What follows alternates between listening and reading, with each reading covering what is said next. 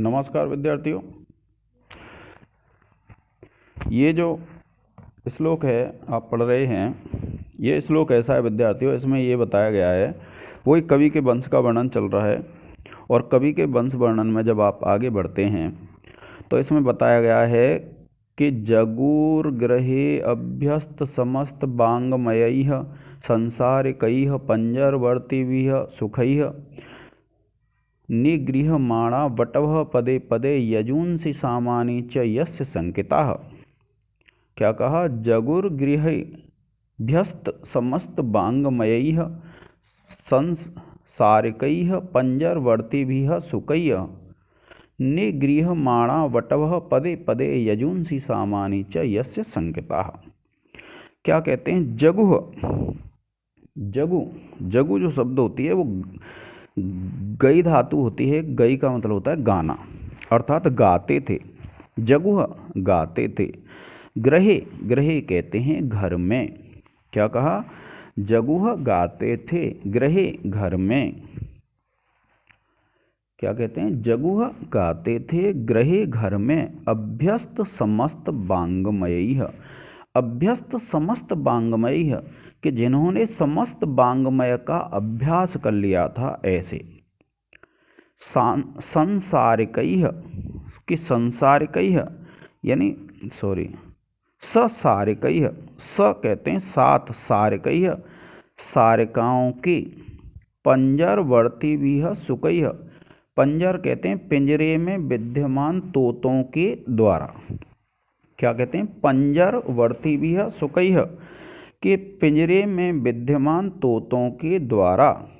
निगृह्यमाणा वटवः, निगृह्यमाणा कहते हैं टोके जाते हुए, पद पद पर टोके जाते हुए।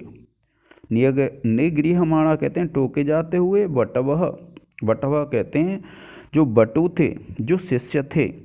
पदे पदे यानी प्रत्येक पद पर टोके जाते हुए। यजूंसि सामानि च यस्य संकिताः यानी यजुर्वेद और सामवेद को संकित होते हुए। इसमें क्या बताया है कि वह जो यस्य कहते हैं जिसके घर में, क्योंकि उसके जो शिष्य थे, किसके? कुबेर के। तो कुबेर के जो शिष्य थे तो क्या कहेंगे? यस्य गृहे, जिसके घर में। तो यस्य यानी जिसके, गृहे घर में। देखिए गृहे ये दे रखा है कि गृहे घर में, किसके घर में? यस्य, जिसके। और ये जो यस्य आया है वो किसके लिए आया है विद्यार्थियों? कुबेर के लिए आया है। तो यस्य गृहे, जिसके घर में।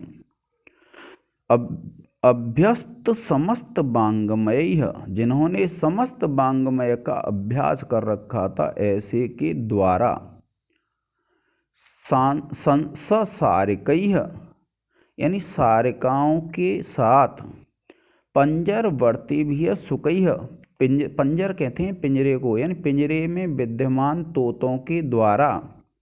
निगृह्यमाणा यानी टोके जाते हुए। बटवः जो बटु थे, जो शिष्य थे। पदे पदे पद पद पर। यजूंसि सामानि यजुर्वेद और सामवेद को। संकिताः जगुः शंका पूर्वक गाते थे। इसमें यह बताया विद्यार्थियों कि उसके जो शिष्य थे, किसके शिष्य? जो कुबेर नामक ब्राह्मण था, उसके जो शिष्य थे वे कैसे थे? वे ऐसे थे जो वहाँ पर यजुर्वेद और सामवेद को जब वे गाते थे तो वहाँ उस ब्राह्मण के घर में पिंजरे में विद्यमान जो सारिका, सारिका कहते हैं मैना, और सुक कहते हैं तोता, यानी जो सुक और तोता हैं वो भी इतने विद्वान थे कि वह भी उन शिष्यों को टोक देते थे। तो जब शिष्य उन छंदों को गाते, उन मंत्रों को गाते, यजुर्वेद और सामवेद के जब मंत्रों को गाते तो उनको ये शंका रहती थी कि कहीं ऐसा नहीं हो कि हमको वे टोक दें। तो इसमें क्या कहा है कि यस्य गृहे, जिसके घर में, किसके घर में? जो कुबेर नामक ब्राह्मण था उसके घर में।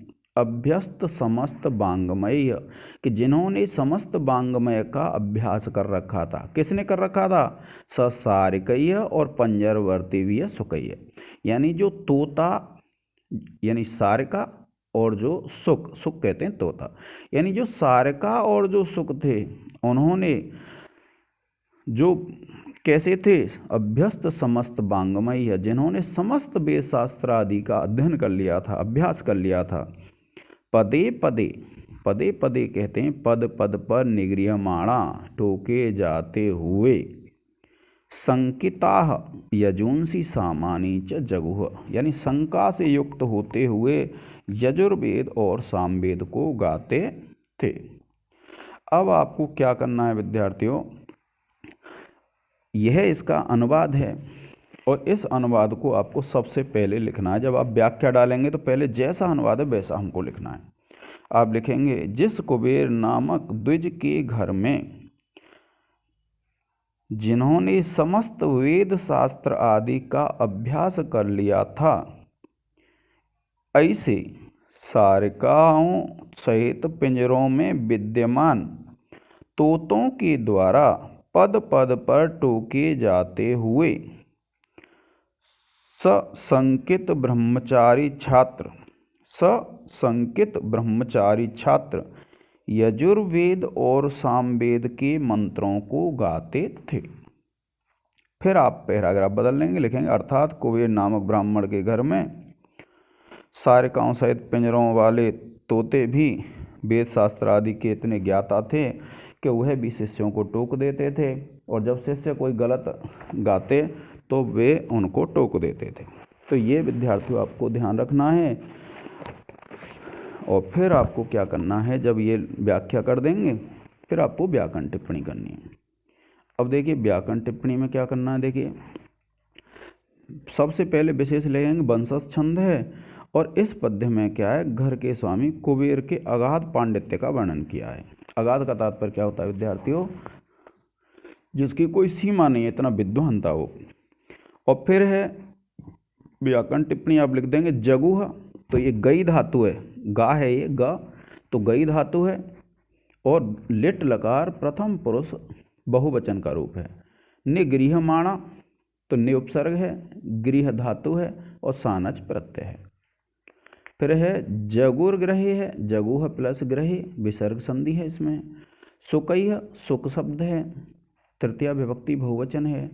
और फिर है गृहेभ्यस्त, तो गृहे प्लस अभ्यस्त पूर्व रूप संधि है विद्यार्थियों। तो इस प्रकार से आपकी ये व्याख्या हो जाएगी। अब उसके बाद जब आप व्याख्या करेंगे तो फिर क्या करना है विद्यार्थियों, आपको आप पूरे नंबर मिल जाते हैं। आपको इसके अलावा शॉर्ट नहीं करना है कुछ भी। अगर आप कम करते हैं तो आपको दिक्कत हो सकती है, और इस प्रकार से अगर आप व्याख्या करोगे तो आपको कोई भी दिक्कत नहीं आएगी।